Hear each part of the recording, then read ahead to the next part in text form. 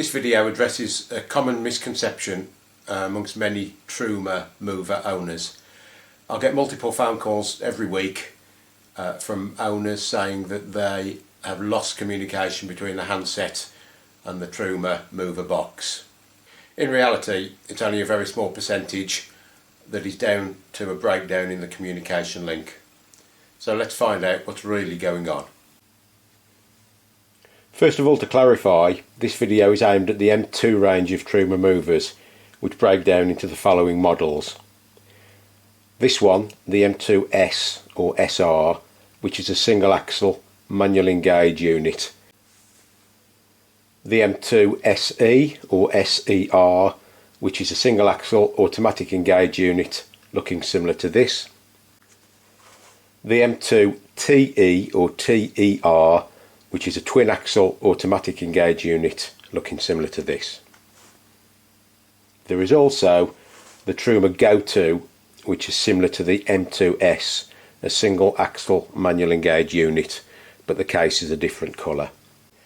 The handset may look like any one of these. The first two on the left are Truma original handsets, and the one on the right is a compatible handset manufactured by ourselves.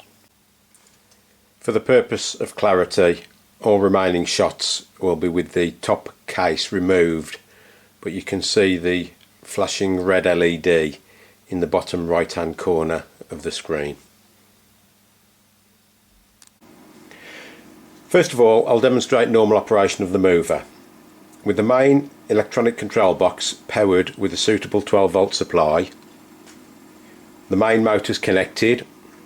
In this case I'm using lamps, but the principle's the same. And also in the case of the automatic engage models, we have the safety circuit connected. If the safety circuit's not connected, the red LED will not flash, but you will notice in this case we've got power on the safety circuit and we've got a slow regular flash from the red LED. So when we turn on the handset, we get a chirping from the handset, a clatter from the relays, and then we result in a fast flash from the red LED on the electronic control box, and the green LED on the handset is constantly on. You'll notice the chirping from the handset has now disappeared, and we can operate the buttons on the handset to operate the motors, or in this case the lamps. So this is the Truma unit working normally. So just to zoom in on the operation of the LEDs once again, we've got a slow regular flash from the electronic control box. Then I will turn the handset on. The handset chirps and flashes green. We get the chatter from the LED, from the relays on the main box, and the LED on the main box goes to a fast regular flash, indicating that it's receiving the handset signal. I can then press and operate the motors using the handset. When I turn the handset back off, LED reverts back to a slow regular flash.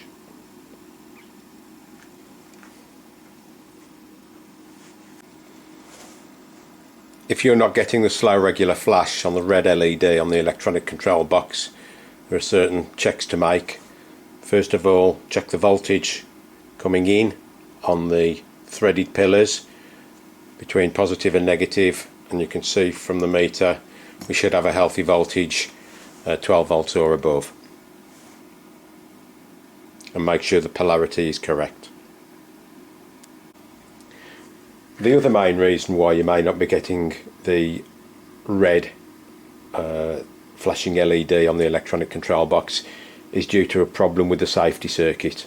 The safety circuit comes in on this wire here and normally demands the insertion of a dummy trailer plug put into the wiring harness into the Caravan.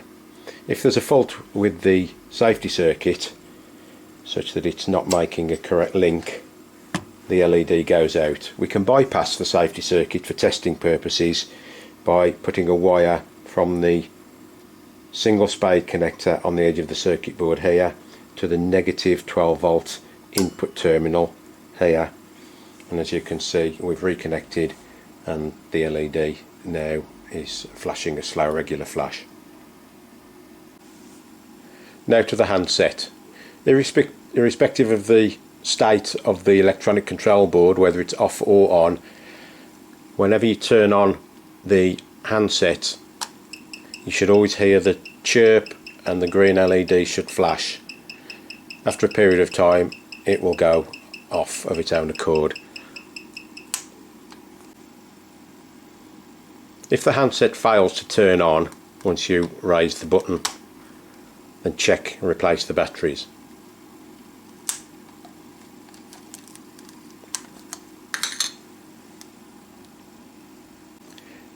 If the handset fails to light even after changing the batteries, it's possible there's a problem with the handset itself and will need replacing. We can supply replacement handsets and further details at the end of the video.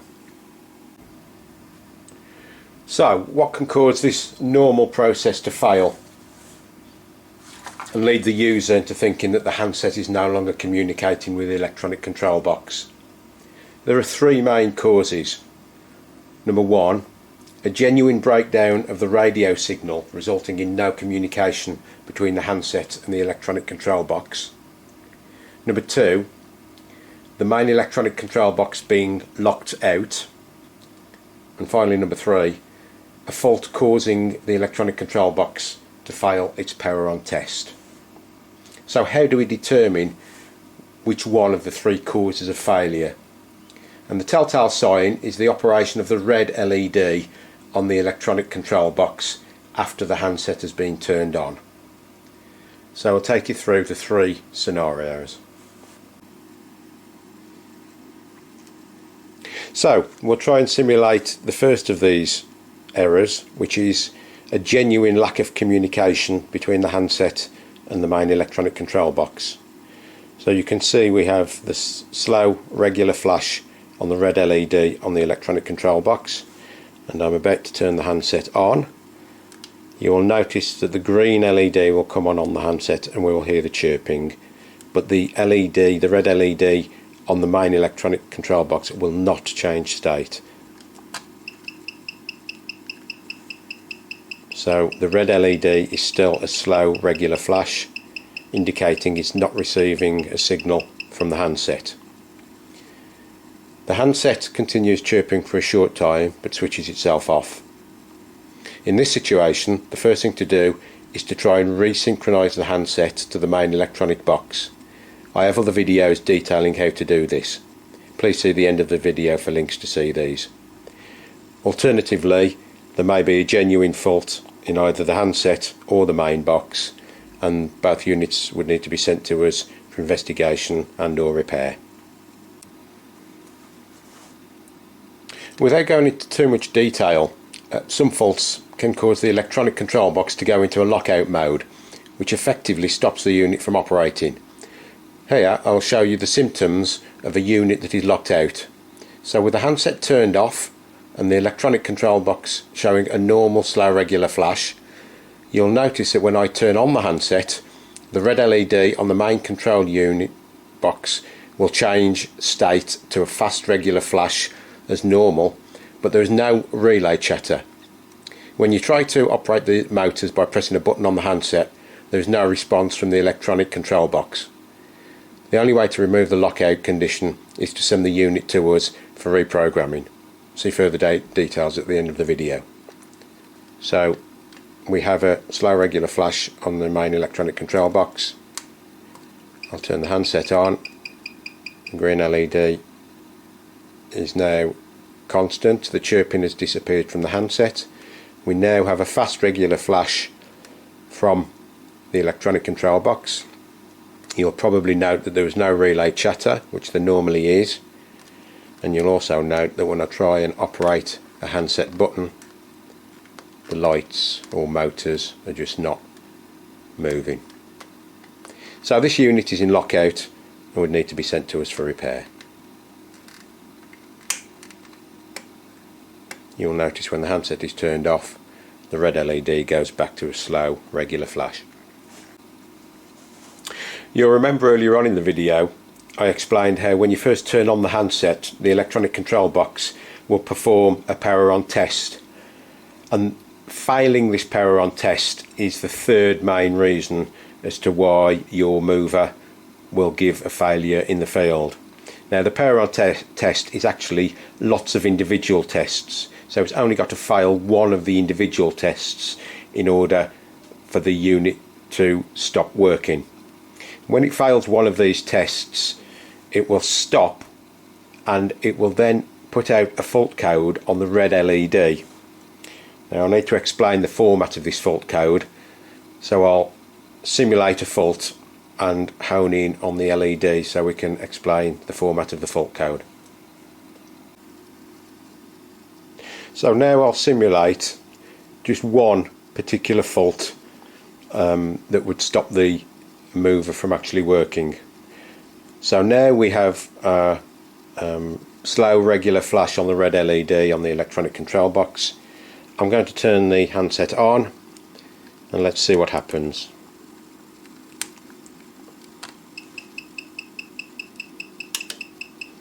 A little bit of relay chatter, the handset is continuing to beep, and you will notice that the red LED is putting out a series, what looks like Morse code, a series of short and long flashes.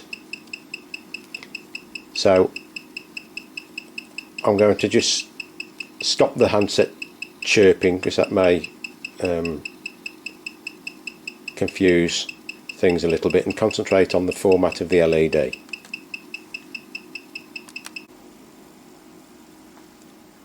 So the flash code itself is 8 flashes in length and a mixture of short and long flashes, followed by a gap of about 4 seconds where the red LED goes out. It will continue to repeat the same flash code, so in order to read it we wait for the start point, the 4-second gap, then we write down the sequence of flashes using S for short flash and L for long flash. Check that you've written down the correct sequence using subsequent code transmissions. It's not as easy as it looks, so ensure you have written down the code correctly. You can contact us with your fault code sequence to diagnose the cause of your specific problem. So here we have probably our most common problem that we come across, which is low voltage under load. Now, as part of the power on test, one of the tests that the unit will do is very briefly power up each motor in turn and measure the voltage to see whether it drops from its unloaded voltage. So as you can see, I've set up a mover with a poor 12 volt supply, and by poor I mean that it's not low all the while, but it's not got the ability to correctly power the motors, much like a battery with a bad cell, or an old Caravan battery, or just a battery that's severely discharged. So it's possible, like in this case here, I'm measuring the voltage and you can see on the meter it's 12.68 volts. So on the face of it, it seems a good 12 volt supply. However, when I turn the unit on,